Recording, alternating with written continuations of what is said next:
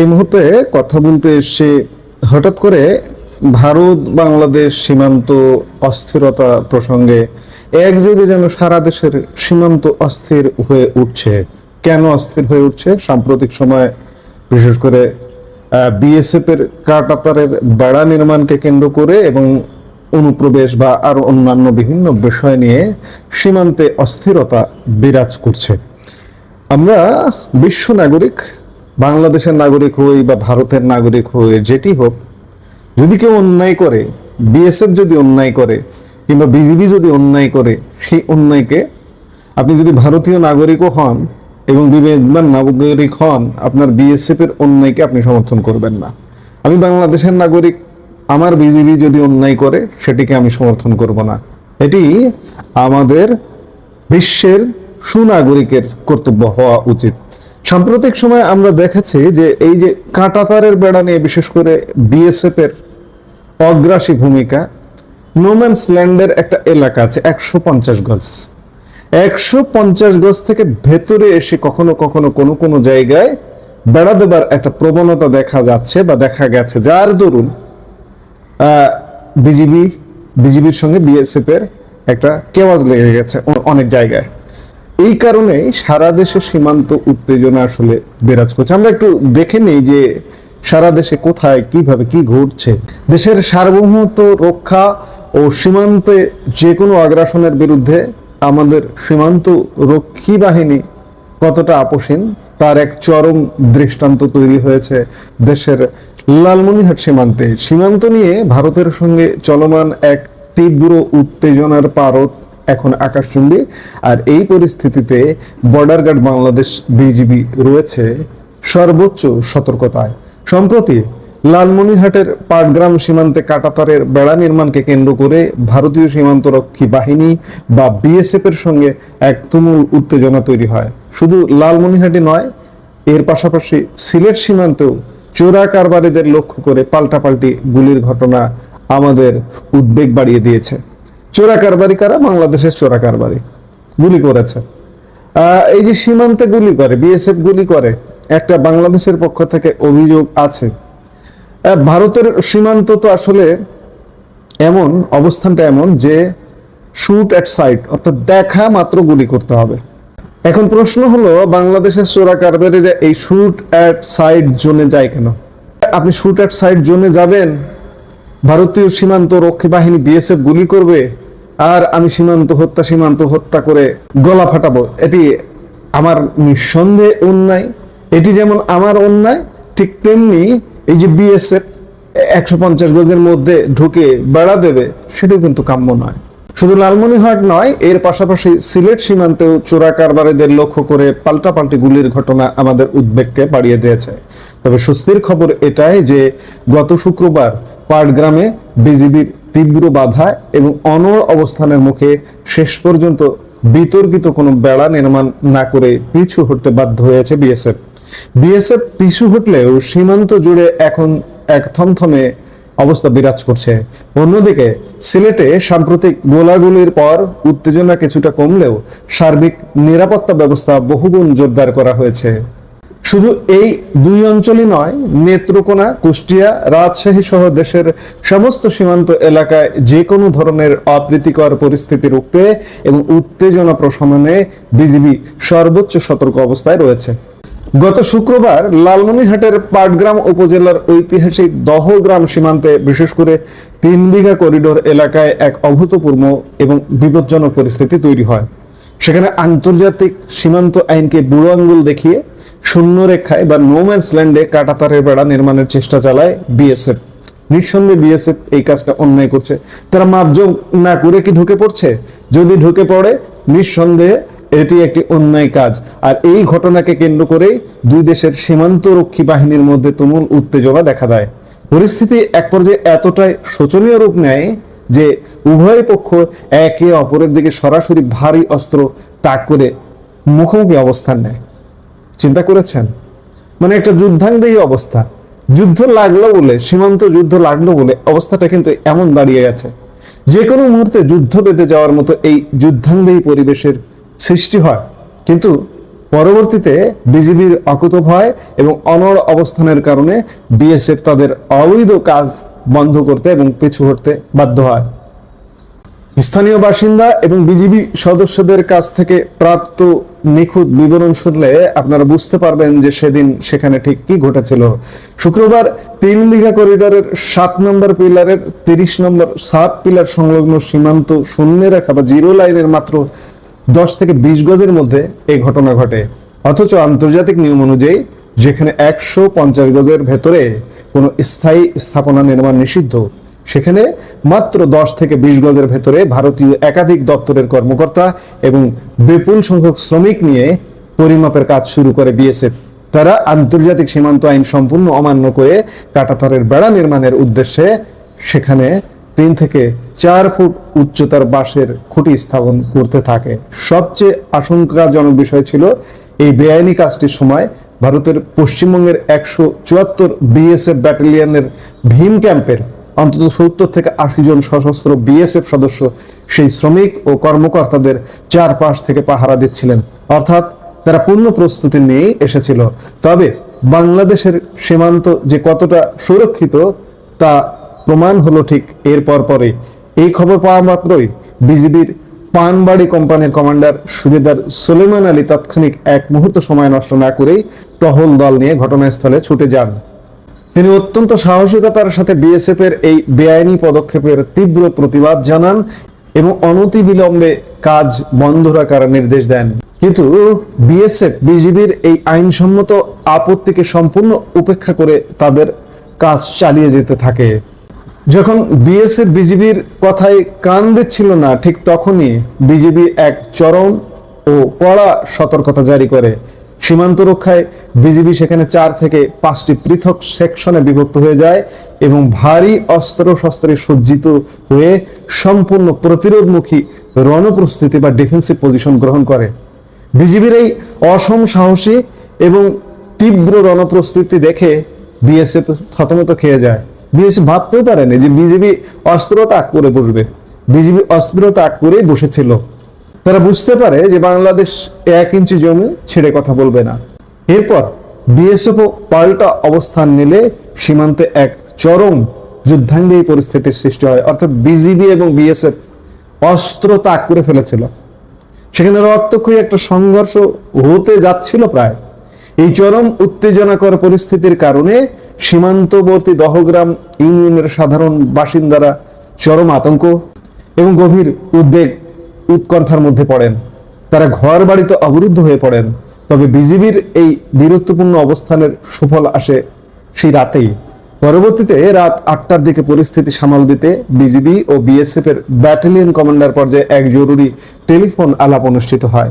এই ফোন আলাপে বাংলাদেশের পক্ষে 51 বিজিবি ব্যাটালিয়ন অধিনায়ক লেফটেন্যান্ট কর্নেল নাজিউর রহমান এবং ভারতের পক্ষে 174 বিএসএফ ব্যাটালিয়নের কমান্ডেন্ট বিনোদ রেধু সরাসরি কথা বলেন। বিজিবি সূত্রে জানা গেছে, টেলিফোনে আলাপকালে বিজিবির কঠোর প্রতিবাদের মুখে বিএসএফ সীমান্ত উত্তেজনা নিরসনে তাদের এই বিতর্কিত বেড়া নির্মাণের কাজ স্থগিত করার স্পষ্ট আশ্বাস দেয়। এই আশ্বাসের পরপরই ঘটনাস্থল থেকে বিজিবি এবং বিএসএফ সদস্যরা নিজ নিজ ক্যাম্পে ফিরে যান এবং রাত 8টা 15 দীর্ঘ সময় উত্তেজনা শেষে পরিস্থিতি শান্ত হয়।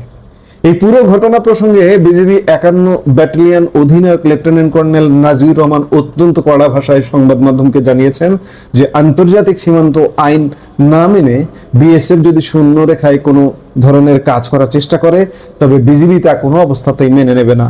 পরিস্থিতি স্বাভাবিক করতে পরবর্তীতে ব্যাটালিয়ন কমান্ডার পর্যায়ে একটি আনুষ্ঠানিক পতাকা বৈঠকের আহ্বান জানানো হয়েছিল বিজিবির পক্ষ থেকে, কিন্তু বিএসএফ রহস্যজনকভাবে তাতে সাড়া দেয়নি।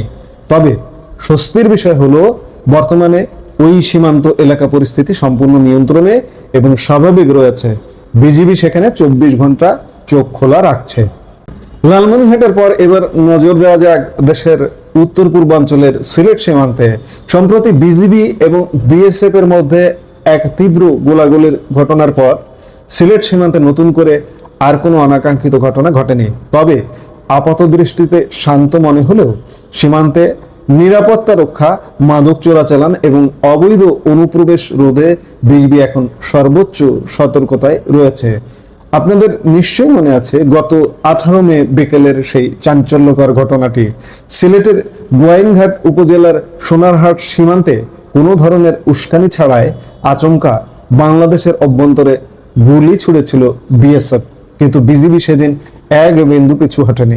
ভারতীয় বাহিনীর এই অন্যায্য ও অগ্রাসী গুলির তাৎক্ষণিক ও দাঁত ভাঙ্গা জবাব দিয়ে পাল্টা গুলি ছোড়ে বিজিবি, আর বিজিবির সেই বজ্র কঠিন ও আক্রমণাত্মক জবাবের মুখে নিজেদের অগ্রাসী অবস্থান থেকে পিছু হটতে বাধ্য হয় বিএসএফ। কোন ধরনের উস্কানি ছাড়া বিএসএফ বাংলাদেশ সীমান্তে গুলি করবে কেন? নোম্যান্স ল্যান্ডে যদি কেউ যায়, নোম্যান্স ল্যান্ড কোন ম্যান যায়, সেখানে গুলি করুন। আপনার যেহেতু শুট এন্ড সাইড নীতি আছে, গুলি করুন কিংবা তাকে বোঝান। প্রাণহানি রোধে বোঝাতে হতে পারে, আপনি ধরে নিয়ে তাকে বোঝান যে ভাই তুমি এখানে কেন এসছো, দাদা তুমি এখানে কেন এসছো, তুমি আর আসবা না, এবার মাফ করে দিলাম। কিন্তু শুট এট সাইড বলতে, শুট এট সাইড জিনিসটা সাধারণত ঘোষণা করা হয় মানুষ যাতে এই কাজটা না করে, সেই জোনে যেত না যায়। কিন্তু তা এর অর্থ এই নয় যে প্রাণহানি করা, প্রাণহানি এড়ানো যায়। তো এই বিষয়ে বিজিবি সিলেট ব্যাটালিয়নের অধিনায়ক লেফটেন্যান্ট কর্নেল মোহাম্মদ নাজমুল হক পরিষ্কার জানিয়েছেন যে সীমান্তে বাংলাদেশের নিরাপত্তা নিশ্চিত করতে বিজিবি নিয়মিত টহল আগের চেয়ে বহুগুণ জোরদার করা হয়েছে।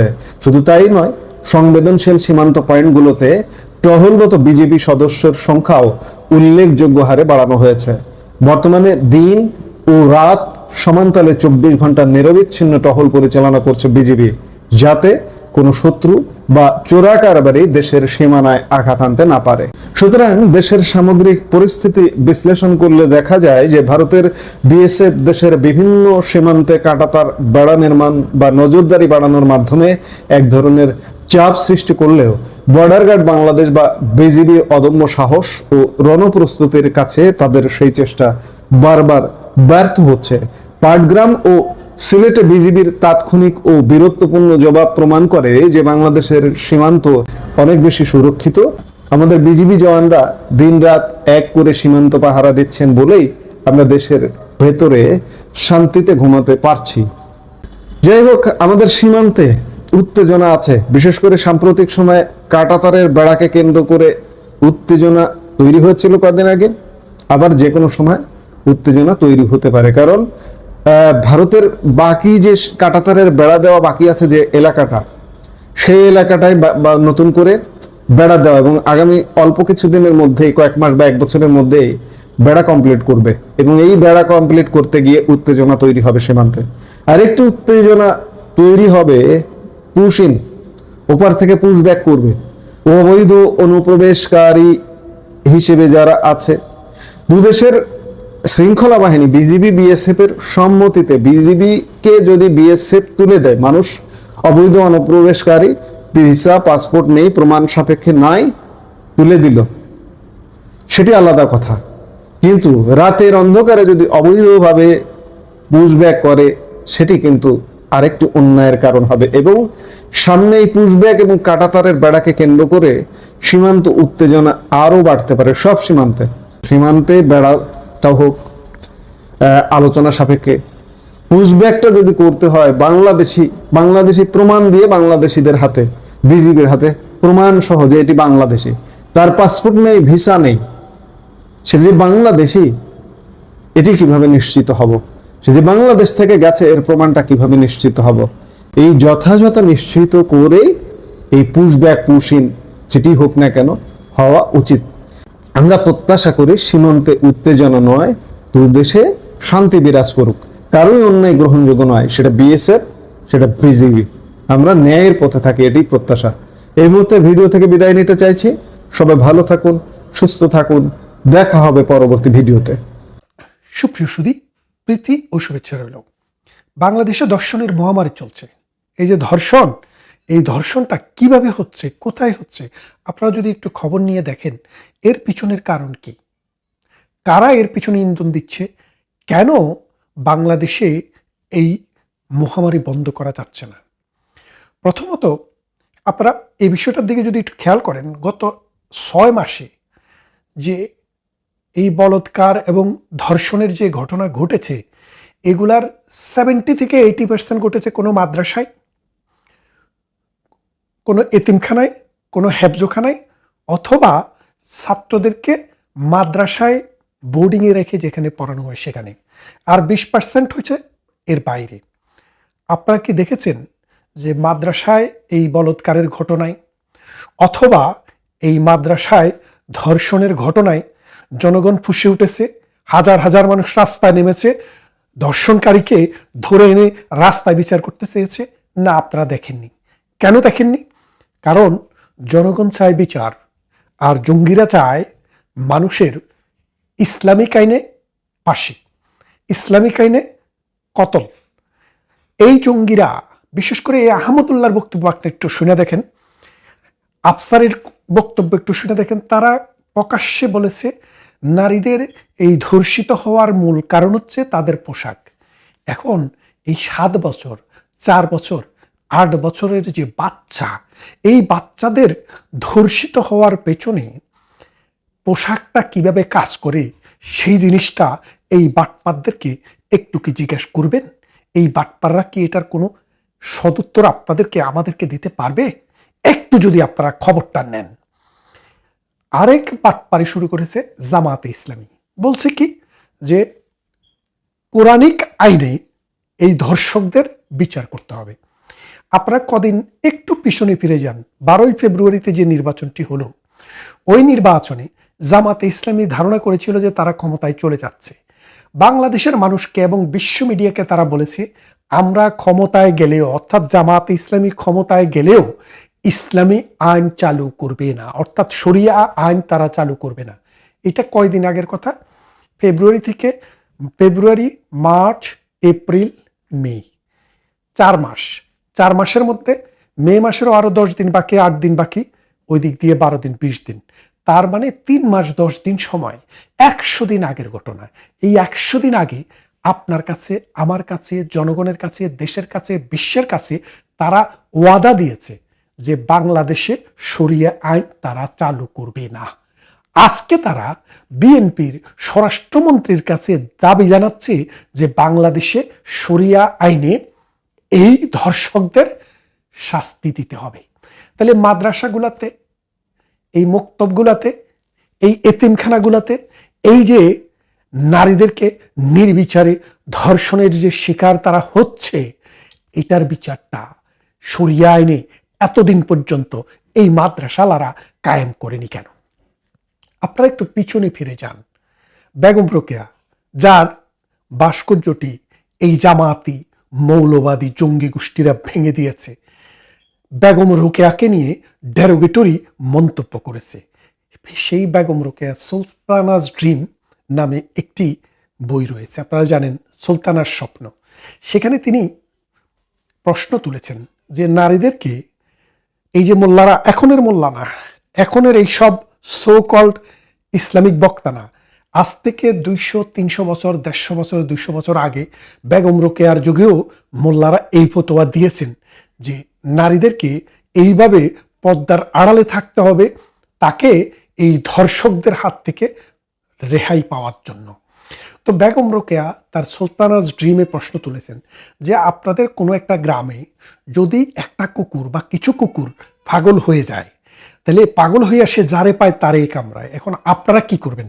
ওই পাগলা কুকুরটাকে শিকল দিয়া বাঁধবেন, নাকি গ্রামের মানুষেরা সবাই ঘরে ঢুকে যাবেন পাগলা কুকুরে যেন কামড়াতে না পারে সেই জন্য? আপনার যদি উত্তর হয় যে না, আমরা পাগলা কুকুরকে ছেড়েই রাখবো, কিন্তু জনগণের সেফটির জন্য তাদেরকে ঘরের মধ্যে বেঁধে রাখবো, তাহলে আমি আপনাদের তুলে নাই। আর আপনাদের যদি মনে হয় যে যে পাগলা কুকুর তাকে বেঁধে রাখো আর মানুষকে স্বাধীনভাবে চলতে দাও, এই যে কথাটি আজকে এই 150 বছর পরে আজকের জামানায়, 100 বছর পরে আজকের জামানায় আপনি যদি একটু হিসেব করে দেখেন, এই পাগলা কুকুররা মাদ্রাসায় বলৎকার করছে ছোট ছোট শিশুকে। প্রতিদিন আপনি ইউটিউব, ফেসবুক খুললে আপনি দেখবেন অনেক পত্রিকায় সাহস করে ছাপায় না, কারণ পত্রিকাও বন্ধ হয়ে যাবে, কারণ মৌলবাদীর চক্কর যায় পত্রিকা বন্ধ করে দিবে যে ইসলামের নাকি মূল্যবোধে আঘাত হয়েছে, ধর্মীয় অনুভূতিতে আঘাত হয়েছে, তাদের এই কথা বলে ওই পত্রিকাও বন্ধ হয়ে যেতে পারে, যার কারণে পত্রিকাগুলো এইসব খবর সহজে ছাপাতে চায় না। তাহলে দেখেন বেগম রোকেয়ার যুগ, আজকের যুগ, এই যে 200 বছর 150 বছরের যে ফারাক, এই 150 বছরের ফারাকের ভেতরে তাদের চিন্তা চেতনা মানসিকতা 1 ইঞ্চিও রদবদল হয় নাই। তারা এখনো আয়ামে জাহিলিয়াতেই আছে। তাদের চিন্তায় এবং চেতনায় এই শিশুদের জন্য, এই নারীদের জন্য কোনো শ্রদ্ধা নেই। তারা এখনো বলে নারীকে তার স্ত্রী হাজব্যান্ড বিক্রিও করতে পারবে, তিনি তার হুকুমের বাইরে যেতে পারবেন না, তিনি তার দাসের মতো, গোলামের মতো। এই রকম ডেরোগেটরি ওয়াজ যখন একটা সমাজ ব্যবস্থায় নারীর বিরুদ্ধে হয়, সেই সমাজ ব্যবস্থায় নারীকে রক্ষা করার জন্য এই গোষ্ঠী কখনো কোনো ভূমিকা রাখতে পারবেন না। খেয়াল করে দেখেন, মুনাফেকের যে 3টা চিহ্ন, তারা যা বলবে মিথ্যা বলবে, তারা যা বলবে মুখে, অন্তরে সেটা বিশ্বাস করবে না। খেয়াল করে দেখেন, জামাত কদিন আগে এই নির্বাচনের 12ই ফেব্রুয়ারির নির্বাচনের আগে প্রকাশ্যে দেশি বিদেশি সাংবাদিকদের কাছে বলেছে যে আমরা ক্ষমতায় গেলে আমরা শরিয়া আইন এই দেশে কায়েম করব না, প্রতিষ্ঠা করব না, চালু করব না। আর সেই জামাত এখন সেটা যে মিথ্যা বলেছিল, এখন সেটা আমরা প্রকাশ পেল কিভাবে? তারা এখন বিএনপির কাছে শরিয়া আইন চায়। এক। দ্বিতীয়, শরিয়া আইন কিসের জন্য? ওই ধর্ষকদের বিচার করার জন্য। আবার নিজেরা কিন্তু চালু করবে না বলে বলেছে। তাহলে এখানে মিথ্যা বলা এবং প্রতারণা করা, এই দুইটা কিন্তু আপনারা মিলিয়ে দেখতে পারেন। এটি আমার কথা নয়। তাই বলছি, এই শিশুদেরকে রক্ষা করতে হলে এই ফ্যাক্টরিগুলাকে, মাদ্রাসা নামের এই ফ্যাক্টরিগুলাতে শিশুদেরকে থাকার যে ব্যবস্থা, সেটা বন্ধ করে দিতে হবে এবং ক্লোজ সার্কিট ক্যামেরা লাগাতে হবে প্রত্যেকটা মাদ্রাসায়, যেন এই নরপিশাচরা এই শিশুদেরকে হত্যা দর্শন না করতে পারে। আর রামিসাকে যে হত্যা করেছে, আমি বিশ্বাস করি তার বিচার এই জমিনে দ্রুত বিচারের মাধ্যমে সমাপ্ত হবে। চিটাগংয়ে ধর্ষণ হচ্ছে, তারপরে মাগুরাতে ধর্ষণ হচ্ছে। মানে এই ধর্ষণটা এমনভাবে বেড়ে গেছে। কেন বেড়ে গেছে? কারণ সমাজে হত্যা, খুন, ধর্ষণ, রাহাজানি, চাঁদাবাজি এখন নিত্য নৈমিত্তিক ব্যাপার হয়ে দাঁড়িয়েছে। কারণ ডক্টর ইউনূসের 18 মাসের শাসনে এটাকে যে মবের রাজত্বে তৈরি করা হয়েছিল, সেই মব এখন আর সামলানো যাচ্ছে না, সেই দৈত্য এখন আর সামলাতে পারছে না বিএনপির সরকার। এবং সবচেয়ে বড় যে বিষয়টি খেয়াল করার মতো, সেটি হচ্ছে বাংলাদেশে প্রগতিশীল যে আধুনিক মানসিকতা সম্পন্ন যে দল আওয়ামী লীগ, সেই আওয়ামী লীগ মাঠে না থাকলে এই মৌলবাদী গোষ্ঠী, এই চাঁদাবাজ, এই সন্ত্রাস, এই ছিনতাইকারী, এই আইন অমান্যকারীরা, রাষ্ট্রবিরোধীরা রাষ্ট্রটাকে খেয়ে ফেলবে।